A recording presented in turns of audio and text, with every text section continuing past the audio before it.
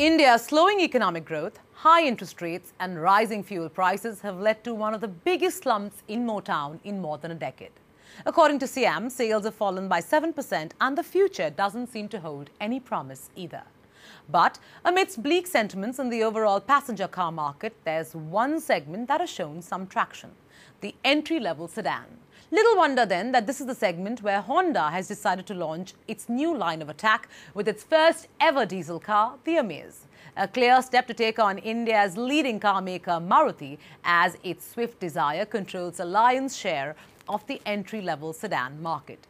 First reactions to the Amaze are truly amazing, but is this just the new bride syndrome or a fairy tale come true? Tara Kapoor with that story.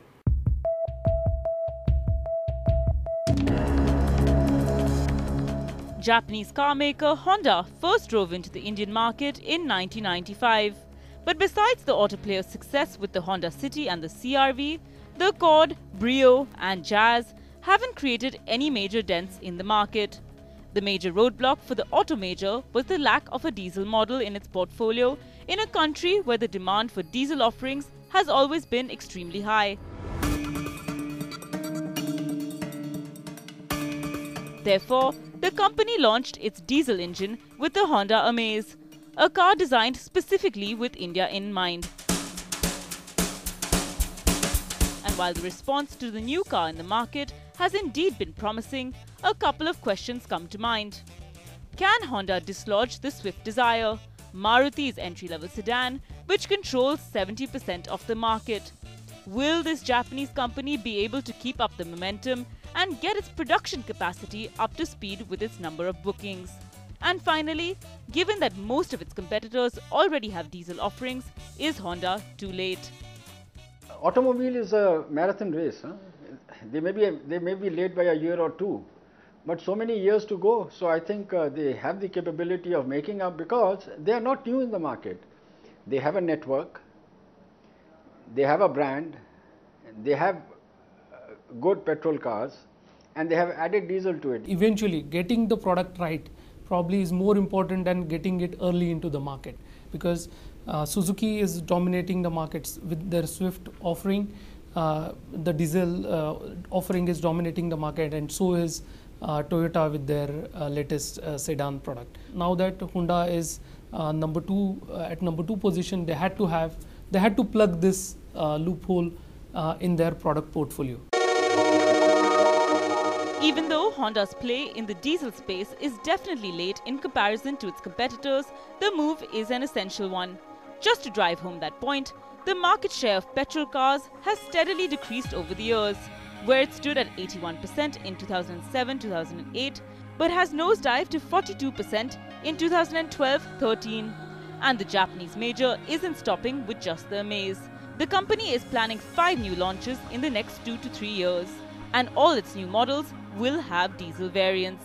We are actively looking at 2 models, and we are in the let's say very advanced stage of deciding whether to launch them or not. One is of course a 7-seater multi-purpose vehicle, and another is a compact SUV.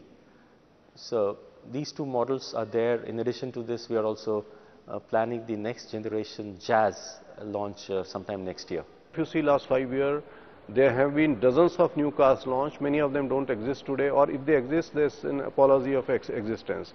So once that finite number of customers buy the car and they're given their verdict, is the second wave of customers catching. That is what is actual marketing is. And that is where most products actually fail to meet up to the expectation and they wither away. While market leader Maruti might not have too much cause for worry with just the Amaze, Honda has the potential to do some serious damage in these higher price segments where its brand equity is much stronger. Suzuki cannot rest on their laurels. They cannot say that, oh, nothing is going to happen. From the product standpoint, probably Honda would have scored, but all these other factors, which are necessarily the channel linked factors, they still have a catching up to do, and that is probably the bonus time available for Suzuki to continue to do what they are doing. The key challenge here is for Honda to ensure it doesn't dilute its equity of being a more aspirational brand in the attempt to increase sales. a common mistake made by several other players who tied up with taxi services to sell their vehicles in bulk, a move that reduces the image of the brand for consumers. It's a matter of status, and for personal mobility, person buying a car won't like to associate himself or herself with a model which is generally used by the fleet owners. So the brand ethos got diluted, I think, significantly as it got associated with cab. While the Amaze has quite literally managed an amazing performance in terms of units ordered and pricing so far, the challenge is in terms of getting its production capacity to match the demand. Not only that, the key issue is to make sure it can maintain this kind of demand after the initial few months, a challenge Honda has faced with its other vehicles. Sales of the Brio fell from 3,917 units to 1,628 units in March, while sales of the Honda City went down from 3,432 units to 1,917 units.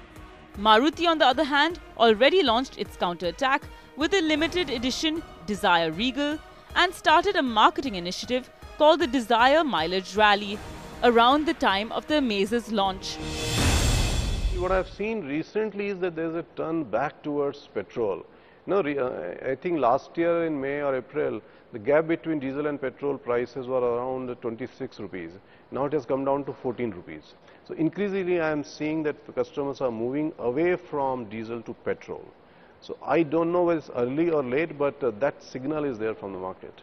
Amaze definitely from initial pricing point is very much comparable with Desire, but from service station point of view, it's way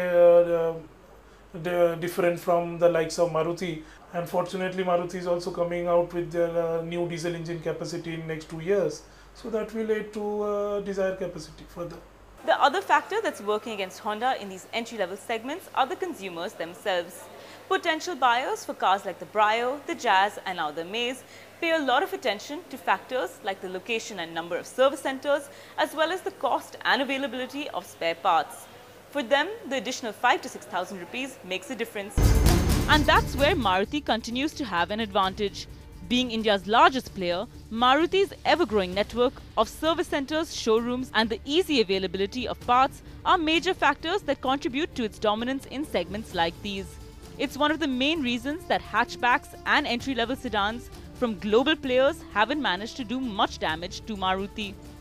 Honda's diesel play with the Amaze has the potential to really push the company forward in India if it manages to match Maruti's distribution and production capabilities. And that's exactly what Honda is working on currently. Of course, our network is not as big as the market leader. We have plans of expanding our network further.